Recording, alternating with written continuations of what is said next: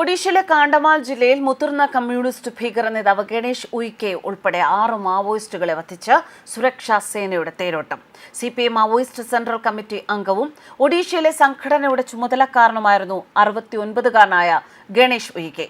തെലങ്കാനയിലെ നൽഗൊണ്ട ജില്ലാ സ്വദേശിയായ ഇയാൾ പക്ക ഹനുമന്തു, രാജേഷ് തിവാരി തുടങ്ങി വിവിധ പേരുകളിലും അറിയപ്പെട്ടിരുന്നു. കഴിഞ്ഞ ദിവസം പുലർച്ചെ ചക്രപാട് പോലീസ് സ്റ്റേഷൻ പരിധിയിലെ വനമേഖലയിലാണ് ഏറ്റുമുട്ടൽ നടക്കുന്നത്. ഗണേഷ് ഉയിക്കെ പിടികൂടാൻ സഹായിക്കുന്നവർക്ക് വിവിധ സംസ്ഥാനങ്ങൾ ചേർന്ന് 1.1 കോടി രൂപ പാരിതോഷികം പ്രഖ്യാപിച്ചിരുന്നു. തെലങ്കാനയിലെ നൽഗൊണ്ടൂർ ജില്ലയിലെ ചെന്തൂർ മണ്ഡലത്തിലെ പുല്ലേമല ഗ്രാമ നിവാസിയാണ് ഇയാൾ. കൊല്ലപ്പെട്ട മറ്റു 3 പേരുടെ വിവരങ്ങൾ പുറത്തുവിട്ടിട്ടില്ല.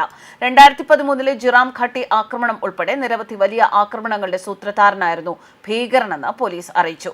രഹസ്യ വിവരത്തെ തുടർന്ന് ഒഡീഷ പോലീസിന്റെ സ്പെഷ്യൽ ഓപ്പറേഷൻ ഗ്രൂപ്പും CRPF-ഉം BSF-ഉം സംയുക്തമായാണ് തിരച്ചിൽ നടത്തിയത്. സംഭവ സ്ഥലത്തു നിന്നും അത്യാധുനിക ആയുധങ്ങളും INSS റൈഫിളുകളും പോലീസ് കണ്ടെടുത്തിട്ടുണ്ട്. മേഖലയിൽ സുരക്ഷാ സേനയുടെ തിരച്ചിൽ തുടരുന്നു. വികസിത ഇന്ത്യയിൽ ചുവന്ന ഭീകരത വെച്ചു പൊറുപ്പിക്കില്ല എന്ന നരേന്ദ്രമോദി സർക്കാർ നയം എത്തി നിൽക്കുന്നത് ഹിത്മ എന്ന അതിഭീകര മാവോയിസ്റ്റ് നേതാവിന്റെ വധത്തിലായിരുന്നു. പറഞ്ഞാൽ പറഞ്ഞത് ചെയ്യും എന്ന മോദി സർക്കാർ നിലപാട് മാവോയിസ്റ്റുകളുടെ വിഷയത്തിലും ആവർത്തിക്കും എന്നത് ഉറപ്പുവരുത്തുകയാണ് ഓരോ മാവോയിസ്റ്റുകളുടെയും അന്ത്യം കുറിക്കുന്നതിലൂടെ കേന്ദ്ര സർക്കാർ. മാവോയിസ്റ്റ് ഭീകരത ഏറ്റവും അധികം നിലനിൽക്കുന്ന സംസ്ഥാനങ്ങളിൽപ്പെട്ട മഹാരാഷ്ട്ര, മധ്യപ്രദേശ്, ഛത്തീസ്ഗഡ് എന്നീ സംസ്ഥാനങ്ങളിലെ മാവോയിസ്റ്റുകൾ സമയം നീട്ടി നൽകാൻ ആവശ്യപ്പെട്ട് ഈ സംസ്ഥാനങ്ങളിലെ മുഖ്യമന്ത്രിമാർക്ക് കത്തയച്ചിരുന്നു. എന്നാൽ ഇത് വിശ്വാസയോഗ്യമല്ല. ഇതിന് പിന്നിൽ കൂടുതൽ ഭീകരത അഴിച്ചുവിടാനുള്ള തന്ത്രമല്ലേ എന്ന ചോദ്യങ്ങൾ ഉയരുകയാണ്. ഒപ്പം അന്ത്യശാസനം നൽകിയിരിക്കുന്ന തീയതിയിലേക്ക് എത്തുമ്പോൾ ഇത്തരം ഒരു ബുദ്ധി ആരുടേതാണ് എന്നും സംശയിക്കണം. മാവോയിസ്റ്റുകളെ തീർക്കാനായി ഓപ്പറേഷൻ ബ്ലാക്ക് ഫോറസ്റ്റ് എന്ന ദൗത്യം നടപ്പാക്കി തുടങ്ങിയപ്പോൾ നിരവധി ഇടതു പാർട്ടികൾ മാവോയിസ്റ്റുകളെ രക്ഷിക്കാൻ മുന്നോട്ട് വന്നിരുന്നു. പക്ഷേ മോദി സർക്കാർ അവർക്ക് മുൻപിൽ മുട്ടുമടക്കിയില്ല. തെലങ്കാന മുൻ മുഖ്യമന്ത്രി K. ചന്ദ്രശേഖര റാവുവും മാവോയിസ്റ്റുകൾക്കായി ശക്തമായി രംഗത്ത് വന്നിരുന്നു.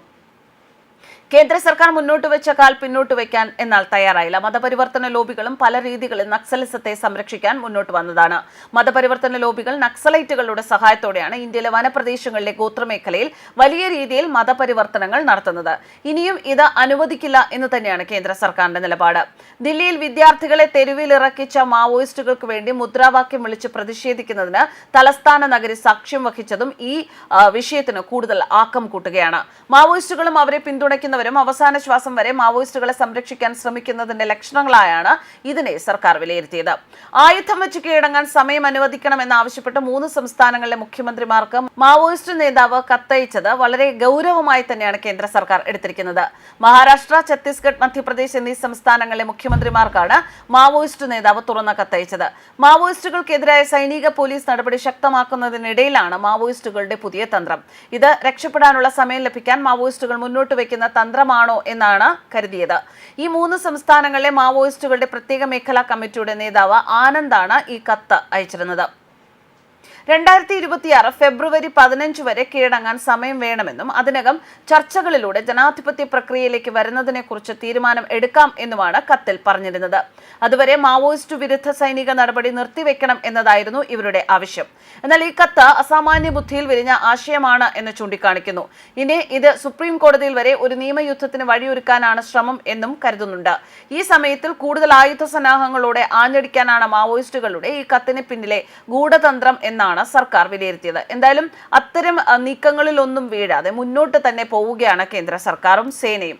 എന്തൊക്കെ വന്നാലും മാവോയിസ്റ്റുകളെ തുരത്തുക എന്ന ആ ലക്ഷ്യത്തിൽ നിന്ന് പിന്നോട്ടില്ല എന്ന ലക്ഷ്യം നിർവഹിക്കാനുള്ള ശ്രമത്തിൽ തന്നെയാണ് ഇപ്പോഴും സേന മുന്നോട്ട് പോകുന്നത്.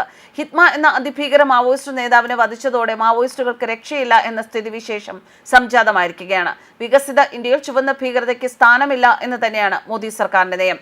2026 മാർച്ചിന് മുൻപ് മുഴുവൻ മാവോയിസ്റ്റുകളെയും കൊന്നൊടുക്കി മാവോയിസ്റ്റ് മുക്ത ഭാരതം സൃഷ്ടിക്കും എന്നതാണ് കേന്ദ്രമന്ത്രി അമിത്ഷായുടെ ഉഗ്രശാസനം. ലോകമാകെ തള്ളിക്കളഞ്ഞ ചുവപ്പ് ഭീകരത ഇന്ത്യയിൽ ഇനി ആവശ്യമില്ല എന്നത് തന്നെയാണ് BJP സർക്കാർ മുന്നോട്ട് വയ്ക്കുന്ന നിലപാട്. News desk കർമ്മസ്.